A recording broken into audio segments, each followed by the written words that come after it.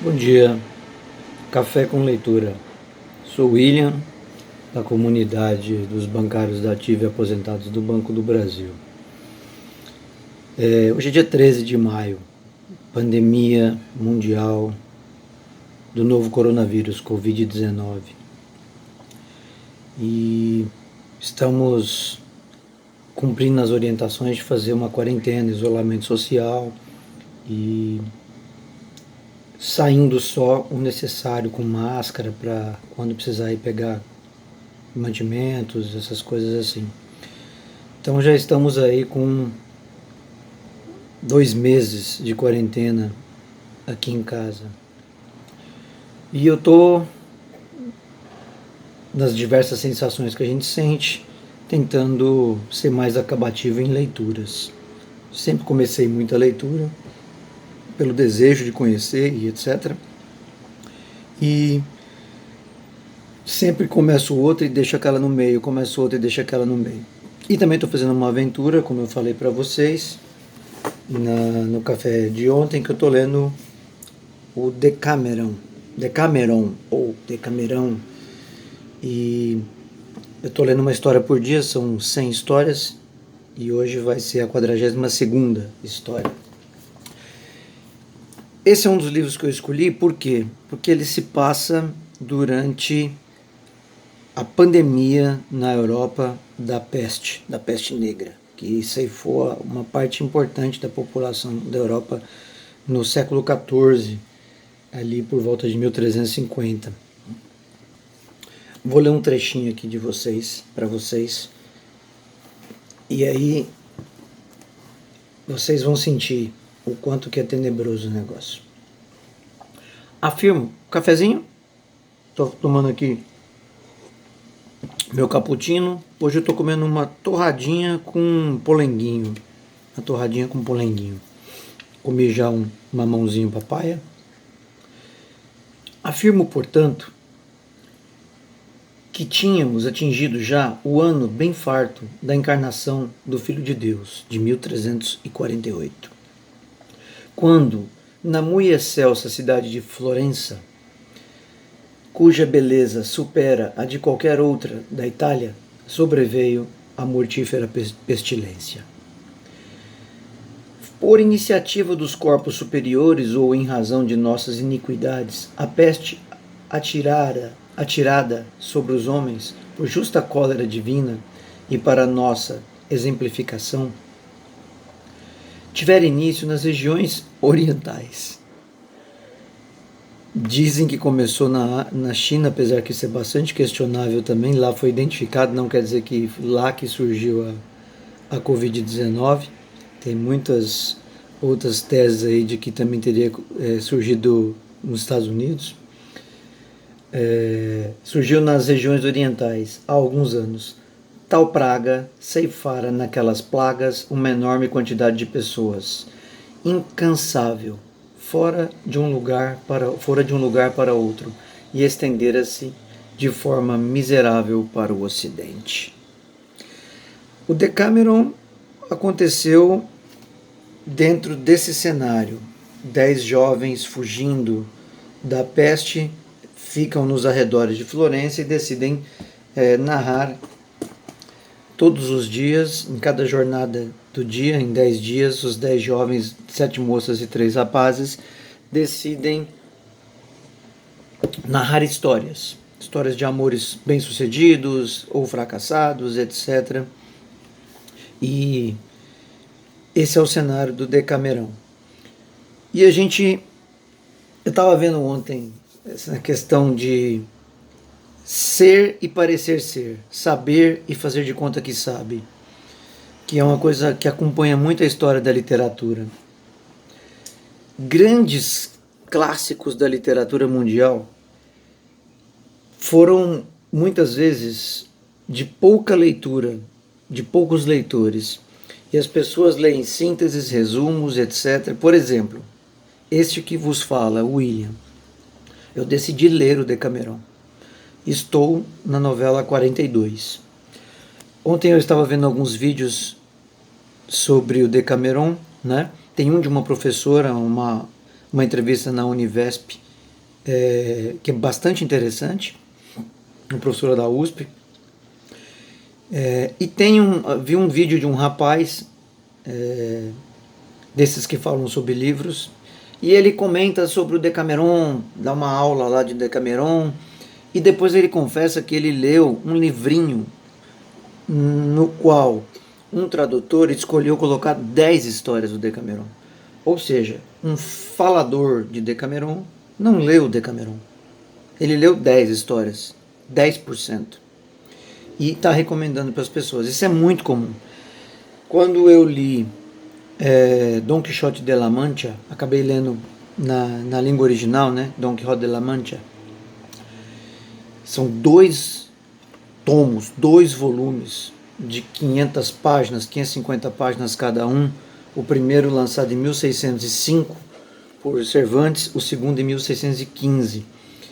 É uma coisa fantástica, e nossos professores falavam assim, é um dos clássicos menos lidos no mundo. Todo mundo sabe, nesses 5 séculos,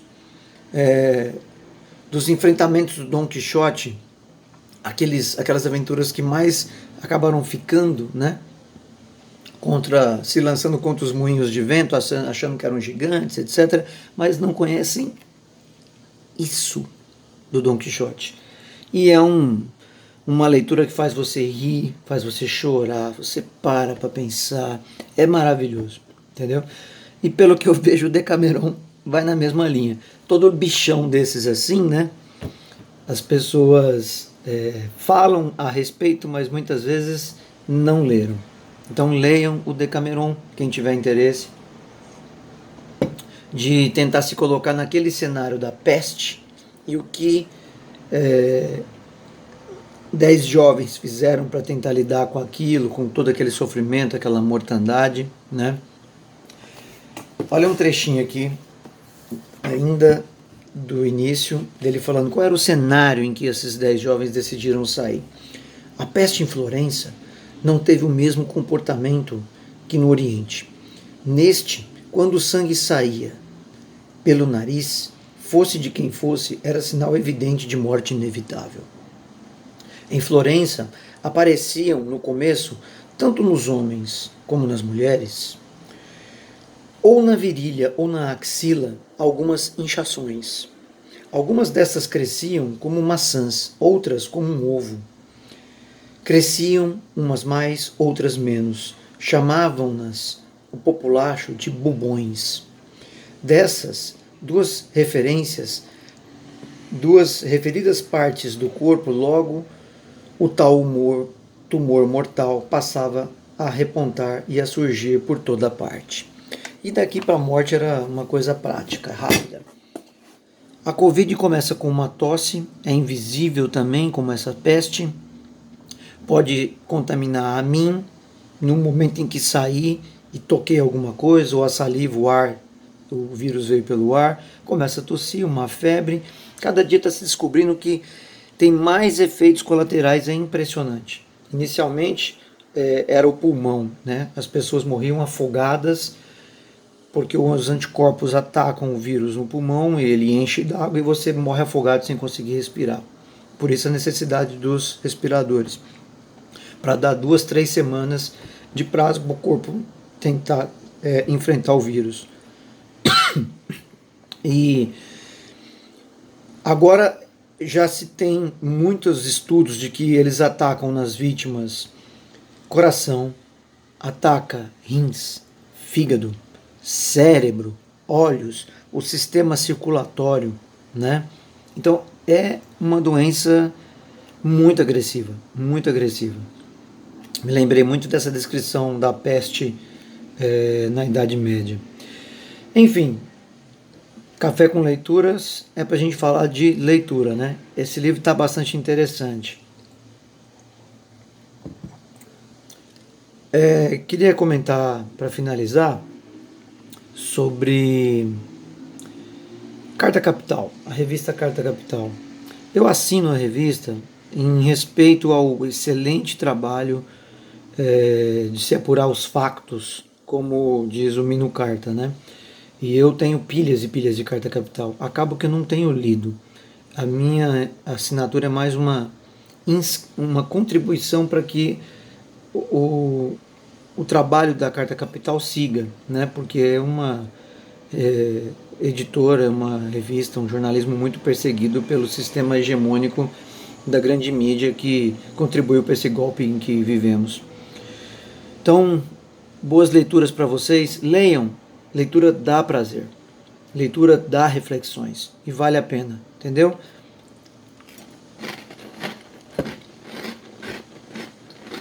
Dia 13 de maio. A história contada para nós diz que a princesa Isabel foi lá e libertou os escravos no dia 13 de maio.